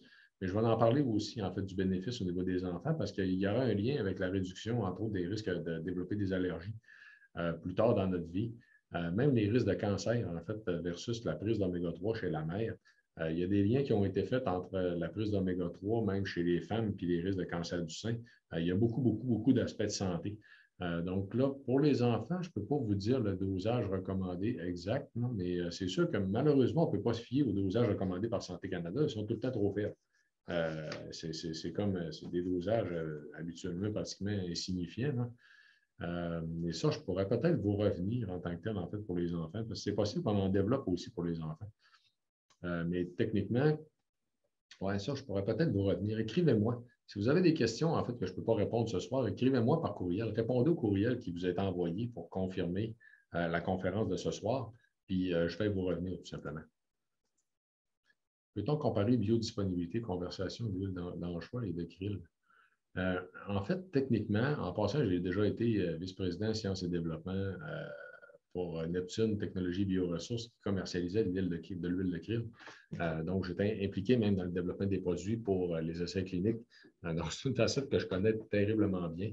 Je vous dirais que ce n'est pas vraiment une question de conservation en passant là, de l'huile. C'est plus une question d'absorption parce que l'huile de krill est attachée à des phospholipides, l'huile est attachée à des triglycérides. Ça a quelque chose d'intéressant d'un point de vue biologique. Ça serait jusqu'à 5 fois plus absorbable. Le problème, j'ai un gros hic, là. D'un, c'est que les résultats d'absorption des 5 fois plus n'ont pas été répétés en fait, dans la littérature scientifique par la suite. Donc, j'ai un doute sur ces résultats-là. De l'autre côté aussi, c'est que l'huile, elle coûte 5 fois plus cher. Fait que tant qu'à moi, il faut prendre, ça coûte tellement cher l'huile de krill au bout de la ligne qu'on est aussi bien de prendre un produit qui est plus concentré en huile de poisson, prendre une huile de poisson de meilleure qualité. Ça va revenir à la même chose, techniquement. Donc, ouais. En rémission de lymphome folliculaire, quelle dose? Oh, Boswell. En fait, aucune idée s'il y a une application spécifique, en fait, pour vous qui pourrait vous être plus bénéfique. Moi, je vous dirais que c'est certain que j'irais, si j'étais à vous, j'irais vers lui qui a les plus gros impacts vers l'inflammation, à réduire les processus inflammatoires en prenant le base AEP, enrichi en AEP, là, puis en suivant tout simplement la dose journalière qui est recommandée. Peut-on connaître la qualité d'un éténocyte? J'en ai un éténocyte. Vous sûr c'était-tu télomère que vous vouliez mentionner, ténocyte? Je ne suis pas sûr que ça existe. Du moins, ça ne me dit rien pour tout de suite. Si c'est télomère que vous vouliez dire, non, c'est compliqué aussi. En fait, on pourrait éventuellement, mais encore là, retenez que vous ayez l'information ou que vous ne l'ayez pas, là, les télomères vont être plus longs si vos cellules sont plus en santé. Si c'est pour vous motiver d'être plus en santé, ben faites-les sans le savoir, tout simplement. Vous n'avez pas besoin d'avoir l'information en tant que telle. Ça ne va pas vous éviter de faire des efforts pour être en santé. Donc, il faut faire attention à toutes les facettes de santé, de toute façon, pour avoir les télomères le plus long possible et être en santé plus longtemps. Est-il meilleur de prendre des oméga 3 le soir en mangeant ou pas? En fait, tant qu'à moi, ça ne fait pas de différence. Il faut les prendre n'importe quand au courant de la journée. Fait que, habituellement, moi, je les prends le matin. Côté TDAH chez l'enfant, on irait vers l'enrichi en ADH en passant. Quand on essaie d'améliorer la concentration, on va vers l'enrichi en ADH. Les oméga 3 seraient peu efficaces. En fait, je suis plus ou moins d'accord. Il y en a qui ont été efficaces. Tant qu'à moi, c'est la même problématique.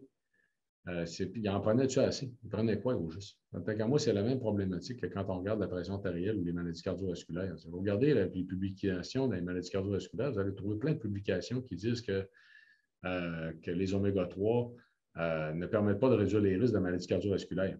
Pourtant, ils réduisent de façon significative la pression artérielle, qui, lui, est un marqueur de risque des maladies cardiovasculaires. Pourquoi ils ne réduiraient pas les risques de maladies cardiovasculaires? À moi, dans le TDAH, ça mène à faire. Je pense effectivement qu'il y a des enfants que ça peut faire une différence, en fait, la prise d'oméga 3 pour le TDAH. J'en suis convaincu, en fait, honnêtement. C'était une des facettes qu'on étudiait, en fait, chez Neptune quand j'étais vice-président sciences et développement. L'Italie articulation est-il recommandé pour un arthrose sévère? Oui, tout à fait. Euh, oui, tout à fait. L'Italie articulation avant tout. Si vous avez des problèmes de sommeil, essayez de corriger aussi les problèmes de sommeil par la même occasion, parce que comme j'ai mentionné tout à l'heure, c'est un cercle vicieux. Puis oui, la combinaison avec les oméga-3 peuvent aider. Si vous suspectez que vous êtes carencé en oméga-3, vous êtes déséquilibré, vous ne mangez pas suffisamment de poisson, ça vaut la peine justement de réduire les processus inflammatoires. Il y a des gens qui voient un impact aussi qui va être additionnel à l'impact de vitale articulation. Mais avant tout, dans l'arthrose, c'est vitale articulation qui est le plus efficace. C'est ce qui est le plus efficace dans le marché. Si vous répondez bien, c'est possible que les illégolas disparaissent au complet. Il n'y a pas de D3 inclus dans la gélule. Oui, il y en a. Nous devons l'ajouter, merci. Oui, il y en a, en fait. Je ne sais pas pourquoi vous le demandez, mais oui, dans les produits bases, il y a de la vitamine D qui nous viennent des poissons, en fait, qui sont inclus, en fait, dans chacune des gélules. Mais techniquement, c'est un faible, c'est quand même un assez faible dosage que vous allez avoir dans les capsules. On parle de 800 unités de vitamine D3 par jour. Techniquement, pour un adulte, on chercherait à atteindre une dose d'à peu près 2500 unités de vitamine D3 par jour. On parle de 50 unités par kilogramme de poids corporel. Si vous voulez le calculer de façon juste. Donc, normalement, ça ne sera pas suffisant ce qu'il y a des oméga-3. Vous allez avoir à compenser par un autre prise, comme entre autres soit base vitamine D, pour en ajouter. Lequel de vos produits me suggérez-vous? Des problèmes d'inflammation articulaire, tendinite, Vitaly articulation. Et aussi pour augmenter mon HDL. En fait, c'est Vitaly articulation avant tout pour les problèmes d'inflammation, de douleurs articulaires, les tendinites. Ça serait l'oméga 3 AEP. En fait, si vous voulez ajouter aussi pour l'inflammation, tendinite. Pour l'augmentation du HDL, le bon cholestérol, c'est un peu compliqué. Ce qui peut, en fait, avant tout, là, si vous voulez vous soucier de votre santé cardiovasculaire, on devrait se soucier de ne pas oxyder le mauvais cholestérol. C'est le cholestérol oxydé qui va se fixer aux parois des artères. Et la dose qu'on utilise de polyphénol d'olive dans les produits Vitaly, comme par exemple dans le Vitaly bien vieillir, moi je vous conseillerais de prendre bien vieillir parce que les polyphénols d'olive, le resveratrol, va avoir un impact aussi sur le métabolisme énergétique et normalement devrait avoir un impact aussi sur la HDL. Mais la dose qu'on utilise de polyphénol d'olive, c'est la dose recommandée par l'Union européenne, la réduction des risques de maladies cardiovasculaires due à la réduction de l'oxydation du mauvais cholestérol. Donc, normalement, c'est bien vieillir, je vous conseillerais, en fait, pour la question du HDL, du bon cholestérol, mais aussi de réduire l'oxydation. Protéger la cognition, prévenir l'Alzheimer. En fait, pour les facettes de cognition, pour prévenir l'Alzheimer, oui, protéger, réduire l'inflammation, ce serait l'AEP, vous avez raison. Donc, on avait la question, donc pour réduire l'inflammation, protéger de la dégénérescence nerveuse ou de l'Alzheimer, on devrait prendre l'AEP. L'Alzheimer est une maladie inflammatoire en passant. Pour aider, mais si vous voulez aider les capacités cognitives en tant que telles, si c'est plus une question de concentration, de capacité cognitive, là, c'est l'ADH qu'il faut prendre. Pour aider aux articulations, combien de minutes 3 doit prendre par jour? En fait, on suit tout simplement le dosage recommandé. En fait, sur la bouteille, c'est l'AEP à 4 gélules par jour, à moins que vous mangiez du poisson. Donc, les journées où vous mangez du poisson, vous pouvez ne pas prendre des gélules ou encore n'en prendre juste 2, ajusté selon votre consommation, comme je l'ai mentionné tout à l'heure. Vos gélules ont-elles un arrière-goût de poisson? Non, normalement, il ne s'est pas supposé, en fait, de goûter quoi que ce soit. En fait, normalement, les huiles de qualité ne seraient pas supposées donner des arrière-goûts de poisson, en passant. Vos produits, la dose est de 4 comprimés, c'est des gélules, 4 gélules. Si j'ai bien compris, je suis keto avec des jeûnes de 24 heures assez régulièrement, puis je les prends quand même sans nourriture. Oui, vous pourriez, en fait, ce n'est pas dramatique pour la quantité que ça représente en tant que tel, mais si vous faites des jeûnes, moi, je vous conseillerais de les prendre lors d'un repas à la place pour éviter que le corps s'en serve comme source d'énergie. Ça serait peut-être préférable de ne pas les prendre pendant une période de jeûne, d'attendre tout simplement, en fait, le repas qui va suivre.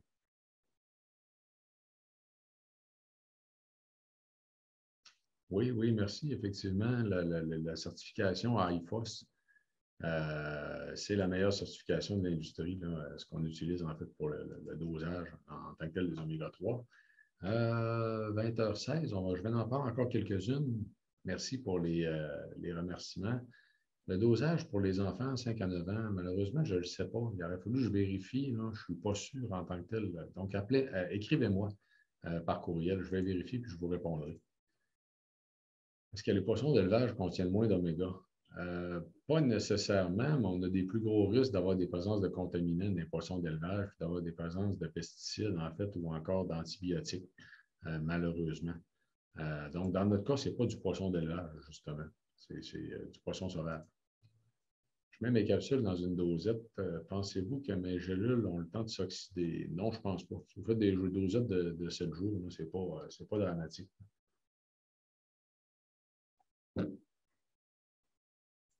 Non, je ne pense pas. Ce n'est pas une grosse période. Je fais attention, par exemple, à ne pas laisser la dosette à des températures trop élevées, par exemple. Est-ce bon pour une personne âgée en assez bonne santé, 87 ans? Ben oui, c'est sûr, ça va de soi. En fait, un des problèmes des gens vieillissants, c'est l'inflammation. En fait, de réduire l'inflammation a vraiment beaucoup de bénéfices santé chez les gens vieillissants. Donc, ça va de soi, oui, que c'est extrêmement bon pour les gens âgés. Merci pour les bons, les bons commentaires. Côté TDAH, les huiles utilisées dans les études étaient plus élevées en EPA qu'en DHA. Ça explique peut-être pourquoi les résultats étaient peu concluants. C'est peut-être possible, oui. Ça fait longtemps que je n'ai pas regardé en fait ce qui a été utilisé et ce qui a été réellement fait, mais moi, je regarderais du côté du dosage total en tant que tel. C'est sûr qu'actuellement, les études qui ont les meilleurs résultats dans la dépression, c'est des niveaux plus élevés de PA que de DHA. Puis c'est possible que ce soit à cause de l'impact sur l'inflammation. C'est possible que ça ne soit pas justifiable du côté du TDAH, puis qu'en TDAH, on serait mieux d'y aller avec des niveaux plus élevés d'ADH. Ça ferait beaucoup de sens en tant que tel. En fait, au niveau des oméga-3 dans le cerveau, là, dans la composition du cerveau en tant que tel, les oméga-3, c'est principalement de l'ADH qui compose les membranes cellulaires, en fait, des neurones. Il n'y a presque pas d'AEP. Quand c'est pour une question de meilleur fonctionnement du cerveau, de meilleur fonctionnement des neurones, on est mieux d'aller vers l'ADH. Quand c'est pour des questions d'inflammation, comme dans le cas de la dépression ou encore de l'Alzheimer, on est mieux d'aller avec l'AEP. Du collagène en poudre marin ou à base d'huile de poisson, c'est quoi la différence avec les oméga? Ce n'est pas du tout la même chose. Le collagène, c'est des protéines en passant. Les oméga, c'est des huiles. Le collagène, c'est des composantes en tant que telles de la peau. Puis en passant, c'est peut-être même pas nécessaire d'en prendre. Moi, je ne suis pas nécessairement un grand fan du collagène. Tandis que les oméga 3 sont essentiels, en fait, à la vie. Ce n'est pas du tout la même chose. Que pensez-vous de l'huile de coco? En fait, ça, c'est en dehors de la conférence de ce soir. Écoutez, l'huile de coco n'est pas nécessairement c'est quelque chose qui peut être bon pour la santé. Ce n'est pas quelque chose qui est nécessairement néfaste pour la santé, mais ça ne se compare pas à l'huile d'olive, en fait, au niveau de la qualité que ça va amener d'un point de vue nutritionnel, ça, c'est clair.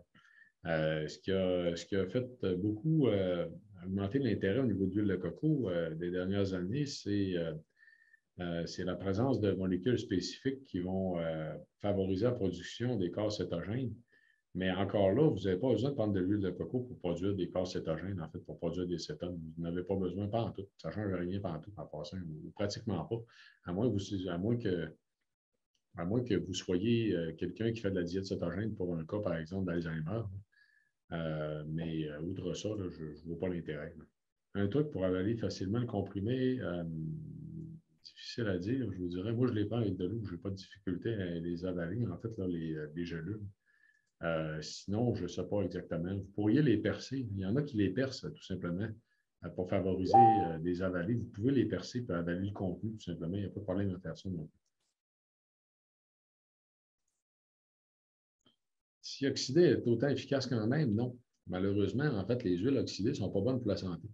C'est pour ça qu'il faut faire attention, en fait, des oxydés.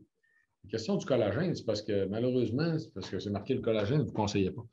C'est qu'écoutez, le collagène, là, il y a plein de gens qui parlent à tort et à travers de ça, à quoi ça peut être utile. Puis actuellement, c'est une mode, en fait. C'est que là, c'est rendu que ça peut être utile à tout, puis on a l'impression qu'on va mourir si on n'en mange pas. ben, ce n'est pas quelque chose d'essentiel à la vie, en fait, le collagène. C'est une protéine. On en mange dans les protéines qu'on mange quand on mange des protéines animales. Il y en a partout du collagène. Fait que en tout cas, pour moi, c'est pas, je ne vois pas la raison du gros intérêt. En fait, c'est une mode poussée par l'industrie, honnêtement, actuellement. Là. Ça peut peut-être être bénéfique pour certaines facettes, là, comme les questions des questions intestinales, certaines questions de la peau, pour certaines questions, pour certaines personnes en particulier, mais si je pense que tout le monde devrait en prendre, ça, non. Je ne pense pas que c'est justifiable. Oui, bien, merci pour les bons commentaires. Merci tout le monde. Écoutez, il est 8h20 en fait, ça fait que je vais m'arrêter ici pour ce soir. Je vous invite bien sûr à vous inscrire à la conférence la semaine prochaine, où je vais aller plus en détail en fait sur des études très spécifiques sur beaucoup de facettes de santé. Fait que je vais vous souhaiter une bonne fin de soirée à tous. Au plaisir de vous revoir bientôt. Au revoir.